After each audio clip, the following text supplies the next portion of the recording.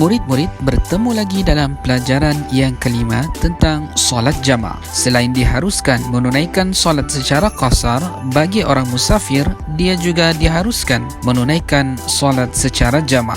Mari kita lihat apakah pengertian jama'. Solat jama' ialah menghimpunkan dua solat dalam satu waktu, seperti menghimpunkan solat zuhur dengan solat asar pada waktu zuhur atau pada waktu asar. Contohnya, solat yang boleh dihimpunkan ialah solat zuhur dengan asar, solat maghrib dengan isya. Mari kita lihat dua bahagian jama'. Yang pertama, jama' takdim. Jama' takdim ialah menghimpunkan dua solat fardu dan dilakukan pada waktu solat yang pertama.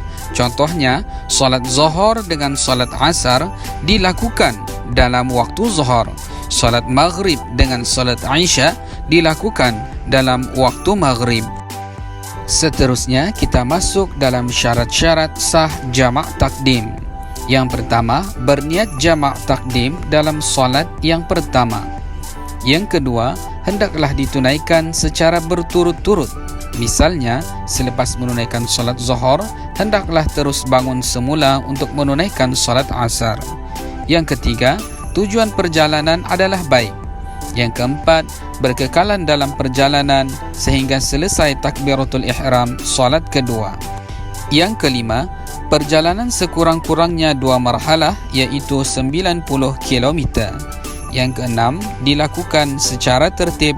Dan yang terakhir, mengetahui cara melakukan solat jama' takdim. Seterusnya murid-murid, mari kita lihat contoh lafaz niat solat jama' takdim. Yang pertama, solat zuhur dan solat asar. Niatnya, usalli fardaz zuhri 4 raka'atin majmu'an ilaihi al-'asru adaan lillahi ta'ala. Yang maksudnya, sahaja aku salat fardhu zuhur 4 rakaat dihimpunkan salat asar kepadanya tunai kerana Allah Ta'ala. Seterusnya murid-murid, kita masuk ke jama' takhir. Pengertian solat jama' takhir. Solat jama' takhir bermaksud menghimpunkan solat zuhur dengan solat asar ditunaikan dalam waktu asar, atau solat maghrib dengan solat isya ditunaikan dalam waktu isya. Seterusnya, mari kita lihat syarat-syarat sah jama' takhir. Yang pertama, berniat untuk menghimpunkan solat zuhur dengan asar dalam waktu asar. Yang kedua, berkekalan perjalanan hingga selesai solat keduanya. Yang ketiga, perjalanan sekurang-kurangnya 2 marhalah iaitu 90 km. Yang keempat, tujuan perjalanan baik. Yang kelima, mengetahui cara melakukan solat jama' takhir. Seterusnya, kita lihat contoh lafaz niat solat jama' takhir. Solat zuhur dan solat asar. Usalli fardaz zuhri 4 raka'atin majmu'an ila al-'asri adaan lillahi ta'ala. Maksudnya, sahaja aku salat fardu zuhur 4 rakaat dihimpunkan salat asar tunai kerana Allah Ta'ala. Seterusnya, hikmah solat jama'.